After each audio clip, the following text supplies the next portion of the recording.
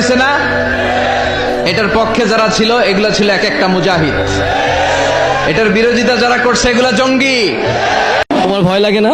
না, আমার ভয় নাই, আমার মৃত্যুর কোনো ভয় নেই। গুলি কর আমাকে, গুলি কর। বাবা, আজকে যে তুমি এই আন্দোলনে এসেছো, কেন এসেছো? আমি আন্দোলনের বিচার পেতে আসছি। কার বিচার যেতে? যারা অকারণে শহীদ হয়েছে, অকারণে শহীদ হয়েছে তারা। এখন তুমি কি চাও? এখন আমি চাই প্রতিবাদ, আর আরেকটা চাই যে হাসিনা যেন এই প্রধানমন্ত্রীর চেয়ার থেকে সরে যায় এবং মিজানুর রহমান আজাদ যেন বসে যায়।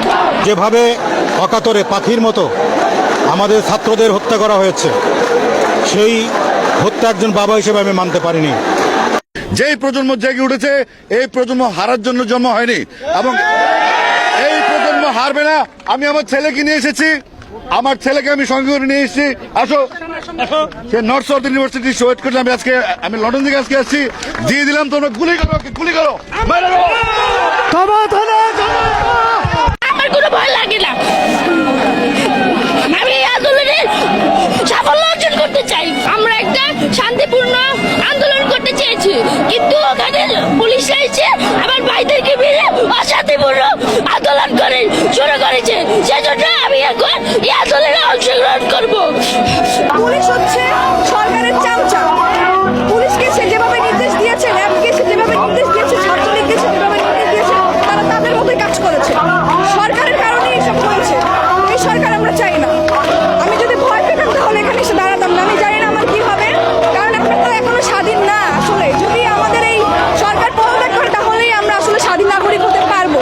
আমরা এখনো এই দেশে স্বাধীন না। স্বাধীনতা শুধু 1971 সালে এসেছে শেখ পরিবারের জন্য, আমাদের জন্য না।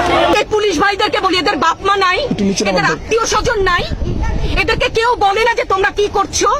এদের সন্তানরা পেছনে নাই, গেলেই বেদনা বুঝবে। আমার 6টা সন্তান যে ওখানে অনশনে আছে, তাদেরটা কে বুঝবে? বুলেট আপনি দেখেছেন, বাবা মায়ের আর্তনাদ, অভিশাপ, আসমান কাঁপে। আপনাদের কাঁপে না? তার কাঁপে না? অভিশাপের ভয় হয় না? বুকগুলা যাত্রা হয়ে গেছে আমার সন্তানদের। রাবার বুলেট বলবেন, কি বলবেন? এগুলো অস্ত্রের মুখে দাঁড়িয়ে আছে, আমাদের পয়সায় কেনা বুলেটে আমাদের সন্তানদের আপনারা বুলেট ছুটছেন। যারা এখনো ঘরে আছেন তারাও জানেন আর কতদিন ভয় পাবেন। ভয়েই থাকেন। একটা মারবেন 10টা আসবো, 10টা মারবেন লক্ষ আসবো। সারা দেশের মানুষ, মা বাপ সব একসাথে দাঁড়াবো।